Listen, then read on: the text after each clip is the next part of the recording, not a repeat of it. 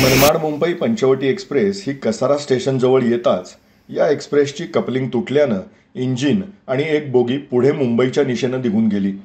काही अंतरावर जाऊन इंजिन आणि एक डबा थांबलं।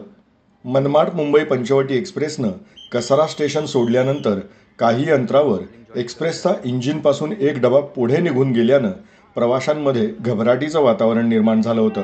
मात्र पंचवटी एक्सप्रेस चालकाच्या ही बाब लक्षात येत पुन्हा कपलिंग जोडून पंचवटी एक्सप्रेस मुंबईच्या दिशेनं निघाल्यानं प्रवाशांनी सुटकेचा श्वास सोडलाय।